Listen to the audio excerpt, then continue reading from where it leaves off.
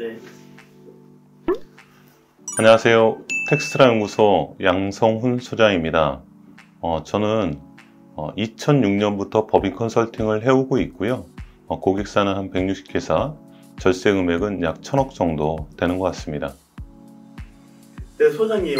오늘은 개정세법에 대해서 좀 상세히 한번 다뤄보려고 하는데 상증법이 개정되진 않았지만 메인 이슈 사항들이 있어서 대표님들이 숙지하거나 아셔야 되는 내용들이 있다고 이야기를 들었습니다. 그 부분에 대해서 소장님께서 설명 부탁드리겠습니다. 상증법 관련한 부분은 대표님들께서도 아실 텐데 작년 연말에 국회에서 부결됐고요. 그때 이제 부결된 이유는 이런 거죠. 부자 감세 논란인데 상증세율이 50% 구간이 있지 않습니까? 네. 그 50% 구간 없이 40%를 최고 한도로 하는 세법 개정안이었는데 그게 부결된 겁니다. 상증법 관련해서 좋은 점 하나, 나쁜 점 하나를 좀 말씀드리면 여야 간에 5년간 암묵적으로 합의되어 온 내용들이 있는데 그중에 대표적인 게 상속세와 증여세는 동일한 세율을 적용하고 있습니다. 다만 상속세는 유산세 방식을 적용하고 있고요. 증여세는 유산취득세 방식을 적용하고 있습니다. 이게 어떻게 다르냐면 상속세는 돌아가신 분이 남긴 재산 총액에 대해서 상속공제를 빼고 남은 재산에 대해서 10%부터 50%까지 일괄적으로 세율을 먹이는 거고요. 유산취득세 방식은 우리가 증여세 신고하듯이 자산을 취득한 사람을 기준으로 10%부터 50%를 다시 계산하는 겁니다. 그러니까 아무래도 이 재산이 남겨진 재산이 많고 또 그 받는 사람이 많다면 유산세 방식보다는 유산취득세 방식이 유리할 걸로 예측이 되고요. 기획재정부 업무 일정에 보면 올해 8월에 국회 상속세 개편안을 상정하고 9월 국회에서 통과가 되면 내년 1월 1일부터 아마 유산취득세 방식이 상속세로 적용될 거라고 예측이 됩니다. 두 번째는 국세청에서 실시하고 있는 감정평가 사업이라고 있습니다.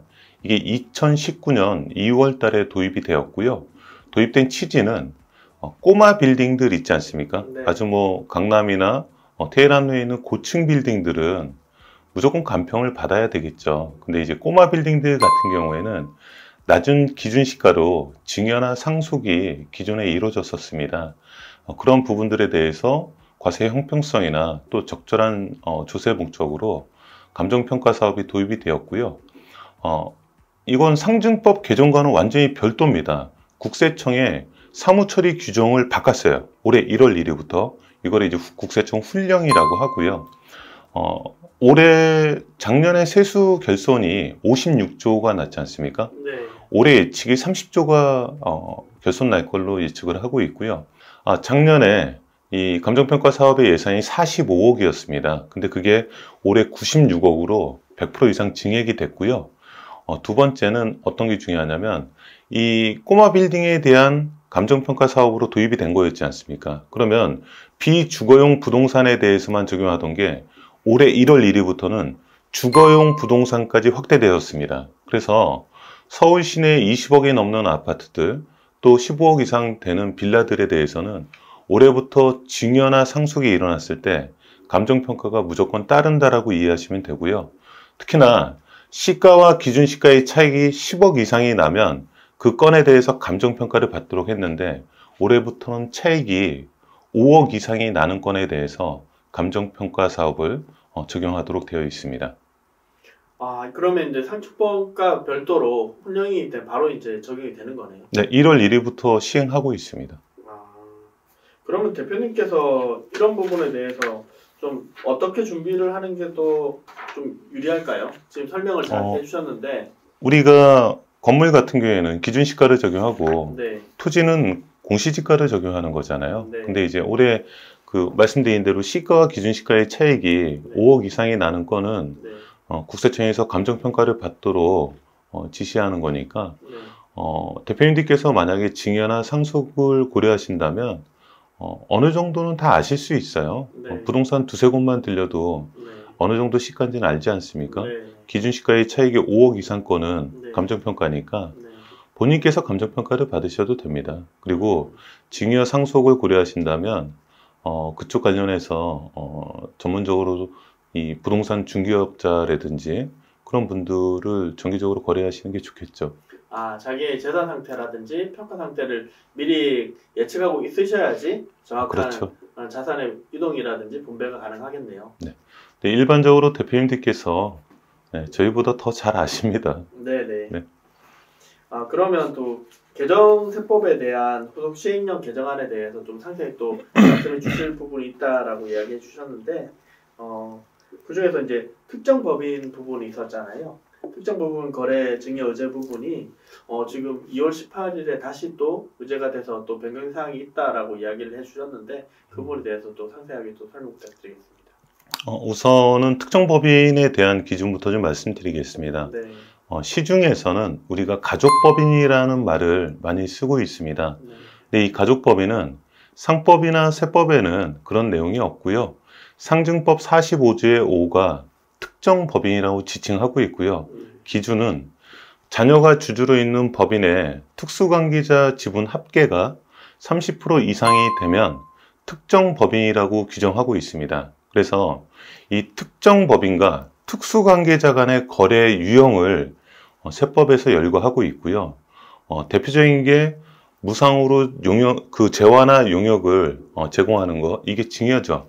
그 다음에 현저하게 높은 대가, 현저하게 낮은 대가로 양수도 하는 거, 그리고 현저하게 낮은 대가로 현물 출자하는 거래 유형을 규정하고 있습니다. 근데 이 컨설팅 업계에서는 특정 법인과 특수관계자의 거래에서 우리가 어떠한 거래 패턴을 보이시면 절세를 크게 하실 수 있습니다 라고 유도하는 것들이 있습니다. 그 첫 번째가 법인 주주 차등 배당이 있고요.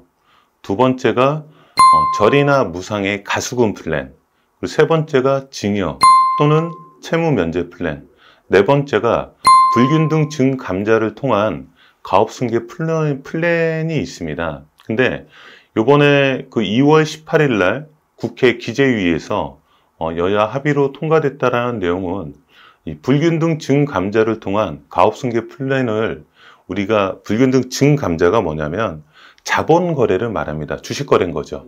네, 그래서 이 주식 거래를 할 때는 해당 거래로 인한 이익이 발생하겠죠. 이익 발생분에서 법인세 상당액을 뺀 금액에 대해서 주주의 지분율을 곱했을 때 1억 이상이 되면 증여의제 규정에 따라서 증여세가 부과돼야 되는데 아직까지는 해당 법문이 없습니다. 그래서 이번에 기재위에서 2월 18일 날 통과됐다라는 게 거기에 대한 규제 요건을 갖추는 거고요. 이게 4월이나 5월 국회, 정기국회에서 본회의 통과를 하게 되면 통과일부터 바로 시행일이 됩니다. 그래서 불균등 증감자를 통한 이 가업승계 플랜은 앞으로 길어야 한 2달 안에 끝날 거라고 예측이 되고요. 기존에 아버님이나 어머님이 운영하시는 법인이 있고 특정 법인이 있는 상황에서 이 특정 법인 스스로가 본업을 가지고 있고 실질적으로 사업을 잘 운영하고 있는 상태라면 불균등 증감자를 통해서 아버님이나 어머님 법인의 지분을 확보하는 것도 가능합니다. 다만 지금 특정 법인에 대해서 그렇게 자체적인 생존력이 없고 단지 불균등 증감자를 통해서 가업승계 쪽으로 가고자 하시는 분들은 하지 마시라고 권해드립니다. 아무래도 특정 법인 부분에 대해서 이제 변경사항, 우리가 가족법인이라고 알고 있는 사항들이 그런 이슈 사항들이 생겨서 대표님들이 결정할 수 있는 사항들은 2달 안에 빨리 시행을 하고 그다음에 무리해서 진행하는 부분들은 또 다시 한번 상담을 정확하게 받으셔서 진행을 하셔야 되겠네요. 무리해서 하시는 거는 네. 안 하시는 게 낫습니다.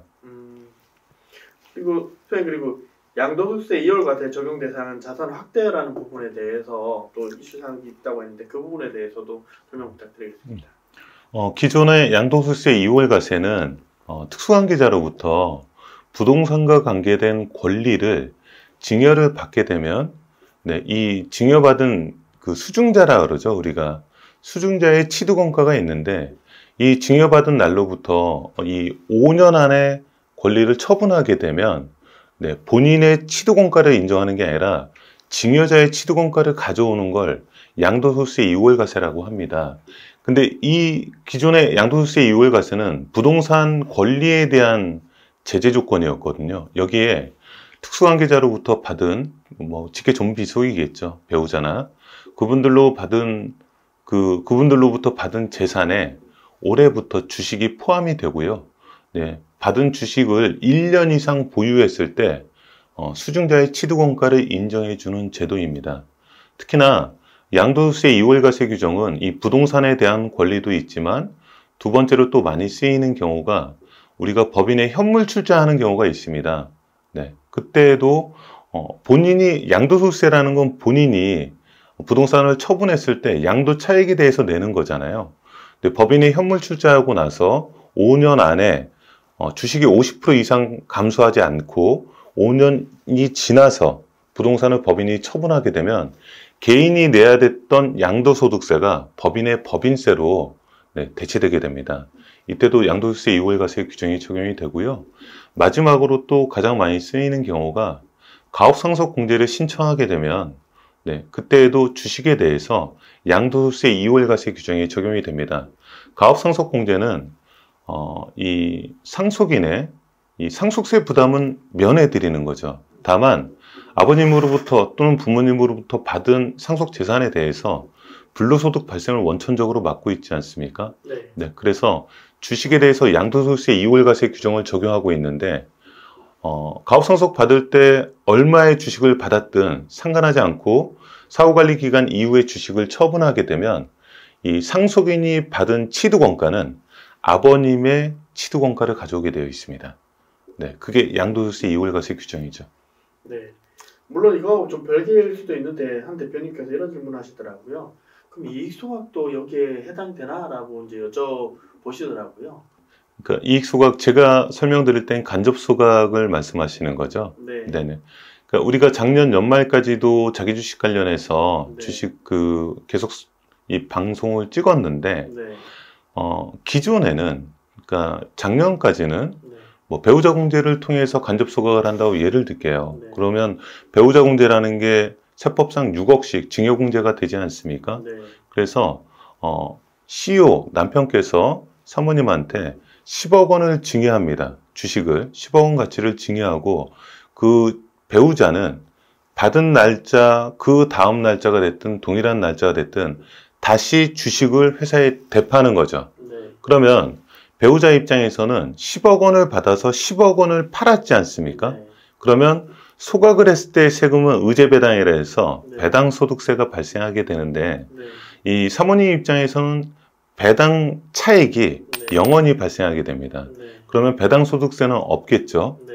네. 그리고 증여세만 내면 되는 겁니다. 6억 공제하고 네. 4억 원에 대해서 1억까지는 10%, 5억까지는 20%니까 네. 총 세금 7천이 나오게 됩니다. 네. 여기서 신고세액 공제 3%를 또 받으시니까 한 6,800만 원 정도 세금 내시면 네. 바로 현금화가 가능했던 거죠. 네. 이게 올해부터는 네. 받고 나시면 최소 1년 이후에 팔 수 있는 거고요. 아까 제가 양도소득세 이월과세 설명드릴 때 네. 기존에는 특수관계자로부터 부동산 권리를 받았을 때 5년이 기준이었습니다. 네. 근데 그게 재작년부터 10년으로 늘어났어요. 이 주식을 포함할 때 작년에 상임위원회에서도 말씀 나왔던 게 뭐냐면 이 1년이 아니라 2년을 기준으로 합시다라는 말이 많았잖아요. 네. 네, 그래서 자기 주식을 고려하시는 법인이라면 이게 언제 2년이나 5년으로 바뀔 수가 있습니다. 네, 그러니까 좀 서둘러서 자기 주식 할 예정이시라면 서둘러서 하시라고 권해드리겠습니다. 아마 이 부분에 대해서는 유념하셔서 한번 살펴보시는 게 되게 좋으실 것 같습니다. 네네. 네. 그리고 증여세 공제가 적용되는 친족 범위가 이제 변경된 사항이 있다라고 하는데 그 부분도 설명 부탁드리겠습니다. 우리가 이 친족 범위보다는 특수관계자로 규정하고 있습니다. 특수관계자 규정은 국세기본법, 지방세법, 소득세법, 법인세법, 상증법에서 각각 나오고 있고요. 이 특수관계자 기준이 기존에는 혈족으로 6촌 이내, 인척으로 4촌 이내였습니다. 이게 재작년부터 혈족으로 4촌 이내, 인척으로는 3촌 이내고요. 인척은 다 아시는 것처럼 혼인으로 인해서 맺어진 친척 관계를 말합니다. 네, 그래서 기존에는 이 혈족의 관계도 더 넓게 받고 인척도 4촌까지 받잖아요. 그 사람들은 징여공제 1,000만 원을 받을 수 있었죠. 근데 올해부터는 그 해당 공제가 없어졌다고 보시면 됩니다. 그럼 조건이 더 안 좋아진 거네요. 네, 그렇죠. 세법이 이렇게 개정되면서 이제 아무래도 이야기하신 것처럼 저희가 국세가 작년에 손실이 56조라고 하셨나요? 네네. 그리고 올해는 30조까지 예상이 되니까 아마 점점 더 아마 더 강화될 것 같습니다. 또. 네, 그렇죠. 그리고 그 부분은 조금 이따 더 설명을 드리겠습니다. 네. 그리고 법인 가업상속공제, 가업증여특례, 사업무관자산 범위 조정 부분들도 네. 한번 추가로 설명 부탁드리겠습니다. 우리가 가업상속공제나 가업승계 증여특례 이 두 가지 경우에만 사업무관 자산이라는 걸 따지고 있고요. 네. 기존의 사업무관 자산은 5가지로 분류를 하는데 비사업용 토지, 임대용 부동산, 대여금, 5년 평균 현금 유보액의 1.5배를 초과하는 현금, 금융 투자 자산 이렇게 구분을 했는데요. 이제 임대용 부동산 중에 그 비사업용 토지, 임대용 부동산에 해당할 것 같습니다. 그러니까 우리가 사택을 제공하는 회사들이 있어요. 네. 그 사택의 규모가 국민주택 25평 이하죠. 그 이하의 사택을 제공하고 그 기간이 5년 이상 된 사택들에 대해서는 임대용 부동산에서 배제하는 규정이고요. 다만 이때에도 50% 이상 가지고 있는 CU의 특수관계자 또 임직원은 해당하지 않습니다. 특수관계자인 임직원이죠. 그러한 이제 사택에 관련해서 사업무관 자산으로 분류하는 걸 이제 빠진다라는 거고요. 두 번째는 임직원 학자금들 있지 않습니까? 자녀 학자금들. 그런 거 관련해서도 실질적으로 이거는 업무효 구치를 위해서 필요한 거다라고 보기 때문에 사업무관 자산으로 분류하던 걸 이제 배제하는 규정입니다. 그렇게 이제 바뀌는 거고요. 우리가 이 가업상속공제나 이 가업승계 증여특례를 고려할 때는 무조건 이 시가총액을 낮추고 사업무관 자산을 축소하는 활동을 무조건 하셔야 됩니다. 네, 물론 이렇게 확대돼서 좋아진 부분도 있지만 그 반면에 업무 무관 자산에 대해서 좀 더 면밀히 볼 수 있는 사항들이 있기 때문에 그렇죠. 미리 부분 이야기한 것처럼 주가 관리와 이런 업무 무관 자산 부분을 미리 관리하셔야 되겠네요. 제가 하나 빼먹었습니다. 그 올해부터 그 5년 평균 현금 유보액의 150%를 초과하는 현금은 사업무관 자산으로 분류해 있었거든요. 그 150%가 200%로 상향되었습니다. 대표님이 이제 이게 직전 5년 평균에 150% 추가분이라고 하니까 이게 어떤 게 150%냐, 직전 현금 보유액이라는 게 어떤 기준을 이야기하는지 잘 모르시는 대표님이 있으시더라고요. 그 부분에 조금 설명을 부탁드리겠습니다. 현금과 현금 등가물을 말하는 거죠. 현금과 현금 등가물에 있는 또는 단기 예금 같은 것들, 그런 것들이 이제 현금으로 분류하는 것들이 있습니다. 그 개정을 다 보고 확인해서 매년 이제 현금 유보액이 나오겠죠. 그거를 5년 평균을 낸 다음에 그의 200%를 초과하는 건 현금이지만 사업과 무관하다고 보는 겁니다. 아마 대표님도 이제 확실히 이해하셨을 거예요. 그러니까 5년 평균을 내서 그 현금의 200%까지는 현금 보유액으로 인정을 해주고 그 넘어간 것은 업무 무관자산으로 본다는 것이죠. 그렇죠. 좀 더 현금을 말씀드릴까요? 그 PD님께서 물어보시니까 현금으로 보는 재산은 취득일로부터 만기가 3개월 이내인 금융상품을 말하고요. 그 외에는 정말 현금이 되겠죠. 그러한 것들이 이제 현금으로 분류하는 겁니다. 여기에 해당하는 예금 같은 것들로 예를 들어드리면 은행에서 이 기업에 이런 결제를 좀 수월하게 해드리는 당좌예금이 있죠.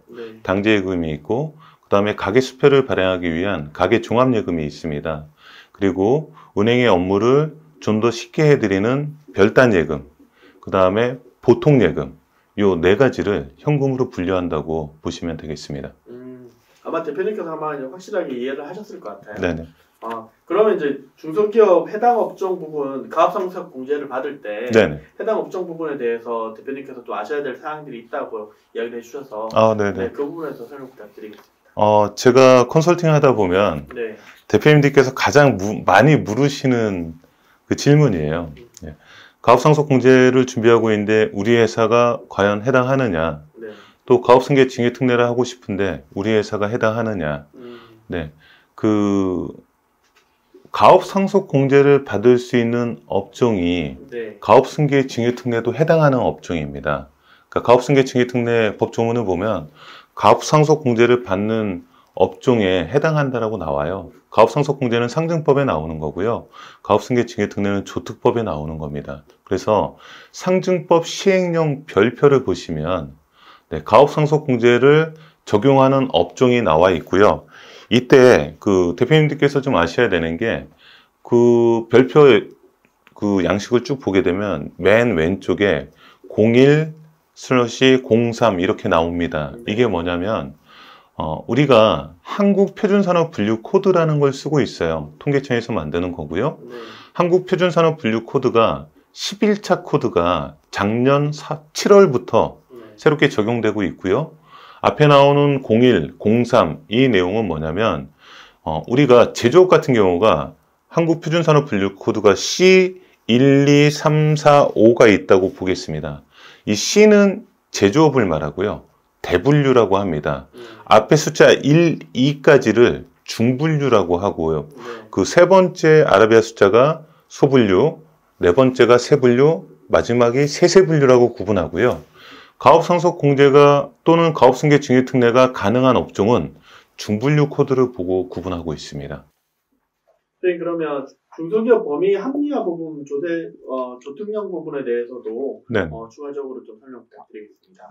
이 부분에 대한 설명은 제가 좀 다르게 설명을 드리겠습니다. 네. 우리나라가 2006년에 우리나라가 보유한 국부가 7,500조였습니다. 네, 2016년, 그러니까 2006년부터 10년이 지난 2016년에 우리나라 국부는 1경 630조였습니다. 근데 2006년에 7,500조 할 때 부동산은 4,500조였고요. 네, 2016년 1경 630조 할 때 부동산은 8,500조입니다. 네, 그러니까 우리나라 국부의 80%가 부동산입니다. 네. 세속 결손이 날수록 부동산과 관계된 세법이 강화가 되는 겁니다. 네, 이해되시죠? 네. 80%의 국부가 부동산에 쏠려 있으니까 네. 부동산과 관계된 법을 강화하면 네. 세수가 확대가 되는 거죠. 네. 네. 이 중소기업 범위 합리화하는 이 부분도 뭐냐면 네. 기존에 부동산 임대업을 하던 법인들은 네. 그러니까 개인 임대업도 있고 법인 임대업도 있지 않습니까? 네. 근데 이제 법인에 대한 임대업을 하는 분들에 대해서 그러니까 부동산 임대업을 주업으로 하는 법인들에 대해서 네. 제재 조항이 계속 강화되고 있어요.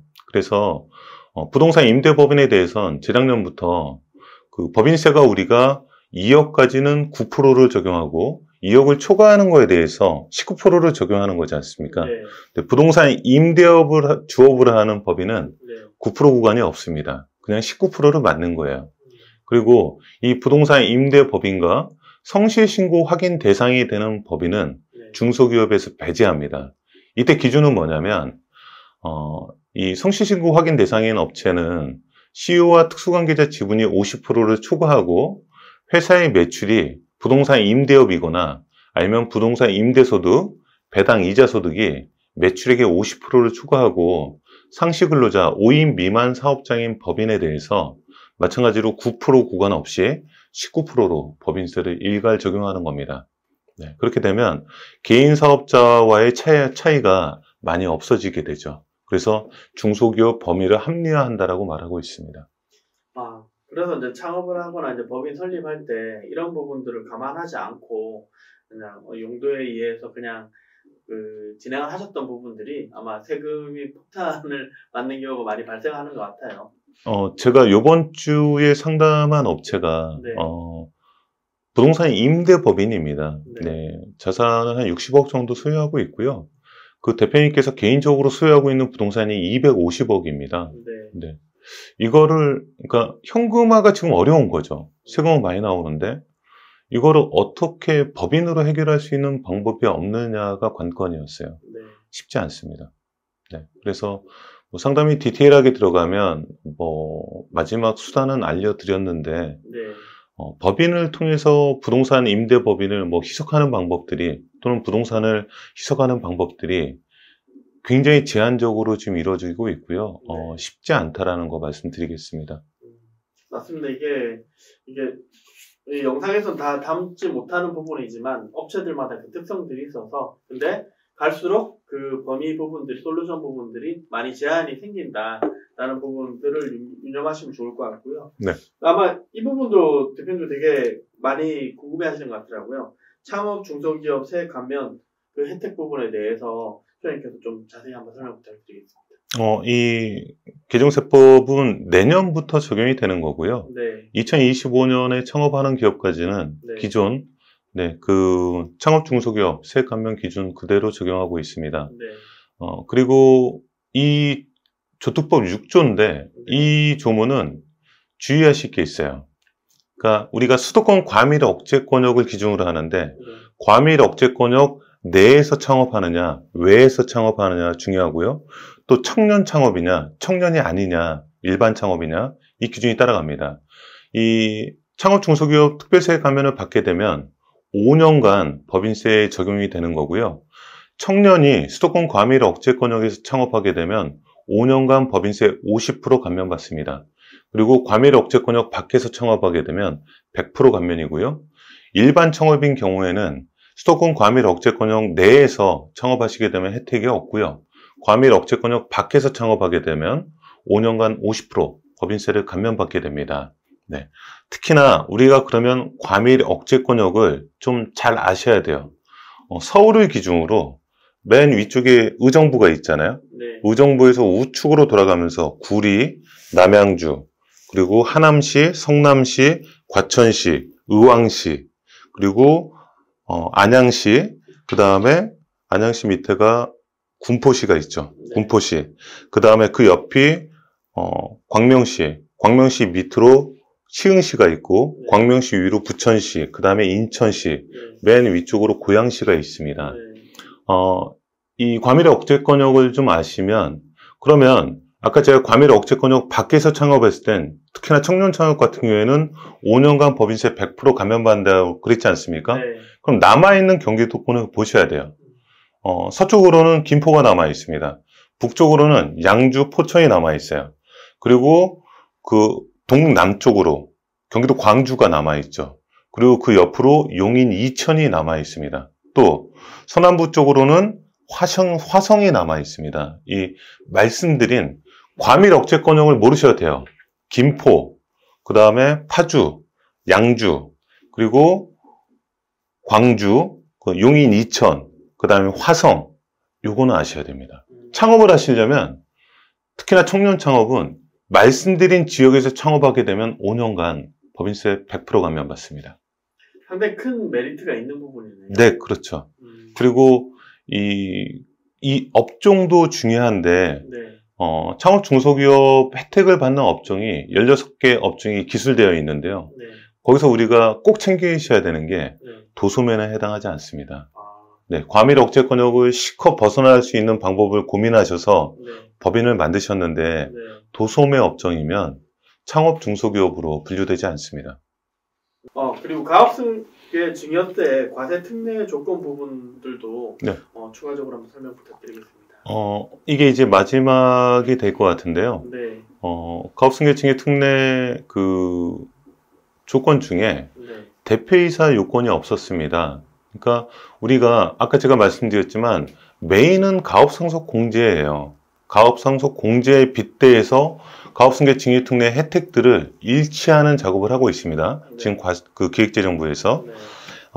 이런 거죠. 기존의 가업승계 증여특례는 대표이사 요건이라는 건 없었어요. 근데 요번에 이제 들어온 게 뭐냐면 사업하시는 가업을 10년 이상 영위한 기업에 대해서 가업승계 증여특례나 가업상속 공제를 적용받을 수 있는 건데 가업을 영위해온 기간 중에 50% 이상 증여자가 대표이사를 하셨거나 아니면 증여특례를 신청하는 시점으로부터 10년간 소급해서 그 중에 5년 이상을 대표를 하셨어야 네, 가업승계 징역특례 신청이 가능합니다.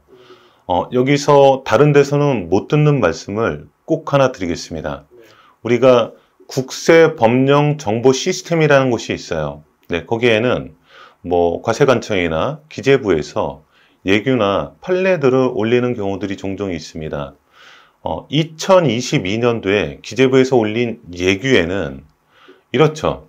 가업상속공제는 이 피상속인이 65세 이상이 돼서 돌아가시게 되면 가업상속공제를 신청하고 싶잖아요. 그러려면 이 상속인이 최소한 2년 이상 해당 법인에 근무했어야 됩니다. 그게 단서예요. 네, 다만 상속이 일어났을 때 꼭 근무해야 되는 건 아니라고 나옵니다.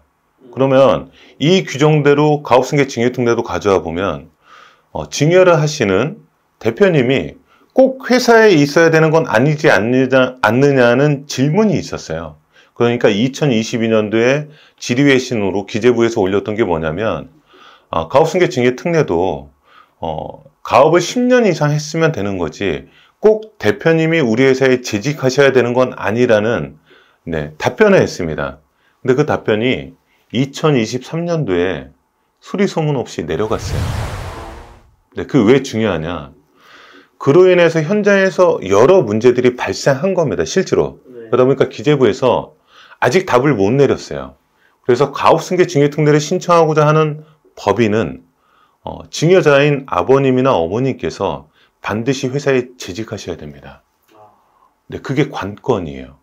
네, 그렇게 안 하게 되면 바로 소송으로 가신다고 보시면 되겠습니다. 그러니까 이게 그런 가업 승계를 고민하시는 대표님들 같은 경우에는 이런 자산 관리라든지 방금 이야기한 세법 사항들이 매년 변하고 있기 때문에 미리 플랜을 세우지 않으시면 사실 닥쳤을 때 준비할 수 있는 것들이 없잖아요. 그리고 이런 조건들 자체가 보면 상당히 전제되어야 되는 조건들이 벌써 몇 년 전부터 준비를 해야지 가능하기 때문에 나는 아직 멀었어가 아니라 지금 50이 넘었거나 60이 넘으셨던 대표님들은 미리 준비를 하셔야지 세금의 절세를 이루면서 자산 이전이 충분하게 가능하고 그다음에 중소기업들이 대부분 승계를 잘 못하잖아요. 네, 그렇죠. 네, 근데 간혹들 보시면 나는 아직 해당이 되지 않는다라고 하는데 반드시 이제 지금 가결산하고 이제 결산 나올 때 내가 이익잉여금이 어떻게 되는지, 내 회사의 주가가 어떻게 되는지, 또 이야기하자면 가직금이라든지, 그 다음에 정관 부분들을 이 기간에는 2, 3월에는 꼭 살펴보시는 것들이 되게 중요한 것 같아요. 선생님 그 측면에서 이제 여기 부분을 세법 개정안이나 방금 변경사항들을 자세히 설명해 주셨는데 2, 3월에 꼭 대표님들이 그래서 당부해야 되는 부분 제가 또 설명 드렸지만 선생님께서 좀 더 자세히 한번 당부 말씀 부탁드리겠습니다. 2, 3월로 말씀드리긴 그렇고요. 지금 피디님께서 저한테 물어보신 것처럼 네. 우리가 가업승계 징역특례는 만 60세 이후부터 진행이 가능하고요. 물론 가업을 10년 이상 영위하셨어야 되고 가업상속공제도 65세 이후부터 가능합니다. 신청 자체가 가업상속공제도. 네. 근데 해당 연세가 지나서 준비하는 게 아니에요. 네. 그러니까 가장 시장을 앞서 나가고 선도하시고 또 절세 혜택을 가장 크게 보시는 대표님들은 가업승계 징역특례를 57세, 58세부터 준비합니다. 네, 그래서 시가총액 100억에서 200억 정도 되는 회사를 시가총액을 무조건 70억 이하로 낮추는 작업을 하거든요. 네. 네, 그렇게 됐을 때 징역특례를 신청해도 세금 차이가 약 10억 이상 나게 됩니다. 그러면서 2, 3년에 걸쳐서 시가총액도 낮추지만 사업무관 자산도 거의 없애는 과정을 거치게 되거든요. 네, 그렇게 작업한다라고 안내드리겠습니다. 네, 그러니까 60세 이후에 가업승계 징역특례를 신청할 수 있지만 57세, 늦어도 58세부터는 준비합니다. 네, 그렇게 해서 가는 게 맞고요. 네. 그리고 아까 또 PD님께서 말씀하셨지만 우리가 컨설팅 계획안이라는 건 1년 안에 끝나는 컨설팅 계획안을 제안하는 사람이라면 네. 거래하시면 안 됩니다. 네, 컨설팅은 그런 거 아니겠어요? 이 회사에 대한 컨설팅, 그룹에 대한 컨설팅, 또 개인이나 법인에 대한 컨설팅 모든 부분이 다 주가 관리가 핵심입니다. 네, 삼성그룹도 네, 그 국민연금 5천억을 끌어들이게 된 게 삼성물산, 삼성전자의 주가가 통제할 수 없는 범위로 올라갔기 때문에 외부 자금이 필요했던 거예요. 네. 네. 그래서 모든 기업은 매각을 제외하고는 주가가 낮을수록 좋은데 이 주가를 효과적으로 관리하는 중소기업은 거의 없습니다. 네. 그러다 보니까 이 2, 3년에 걸친 최소한 2, 3년에 걸친 컨설팅 계획안이 마련이 돼야 되고요. 올해처럼 정신없이 세법을 개정하고자 하는 이 작업들이 중첩될 때는 미처 생각하지 못한 시행령이든 시행규칙이든 또 법령이든 변화에 대응을 해 가셔야 됩니다. 그러면 전체적인 컨설팅 로직이 있는 상태에서 세부적인 기준들이 바뀌게 되면 각각에 대한 대응 방법이 달라지게 됩니다. 다만 처음부터 목표로 했던 컨설팅 목표까지는 간다라는 거죠. 네, 그런 게 없는 상태에서 주먹구구식으로 그때그때만 대응하는 건 컨설팅이라고 보기 어렵습니다. 네. 선생님께서 말씀해 주신 부분이 정말 이제 대표님이 이야기해 주신 부분하고 같이 일치하는 것 같아요. 대표님도 이제 어떤 부분에 대해서 자금이 필요해서 자금을 뺐는데 기업의 실용평가가 떨어져서 이야기한 것처럼 당장 그 사업을 해야 되는 내년도 사업에 하는데 지장이 생겼었다. 그리고 이제 전체 이야기하신 것처럼 몇 년을 보고 그다음에 세법의 변경 사항들을 그때마다 적용을 해야 되잖아요. 네. 그런 부분을 아마 대표님께서 반드시 명심하시고 다시 우리가 이전 영상 부분들에 대해서 회계적인 회사 재무 분석 부분들 그리고 또 정관 부분들을 자세히 설명해 드렸기 때문에 그 영상도 같이 시청하시면 좋을 것 같습니다. 제가 이 시청하시는 대표님들께 네. 하나 꼭 말씀드리고 싶은 게, 네. 제가 외부 강의 나가면 굉장히 돈을 많이 받잖아요. 네. 네, 아시죠, PD? 네. 네, 근데 제 강의 중에 가장 핵심이 되는 내용들이 몇 가지가 있어요. 네. 근데 이제 적정 지분 분산이라 해서 네. 오늘 올리는 이 동영상 전에 한 세 번째, 네 번째 전에 올라갔을 겁니다. 네. 지분 이동을 위한 최적 분산, 뭐 네. 이렇게 나올 거예요. 네. 그 동영상을 네. 대표님께서 뭐 100%나 또 대표님과 사모님만 지분을 갖고 있는 회사의 대표님들은 반드시 보시라고 권해드리겠습니다. 그 돈 주고도 다른 데서 못 듣는 강의입니다. 네, 그래서 그 내용이 굉장히 중요하다라는 거 한 번 더 말씀드리겠습니다. 네. 소장님 영상 촬영해 주셔서 감사합니다. 네. 감사합니다.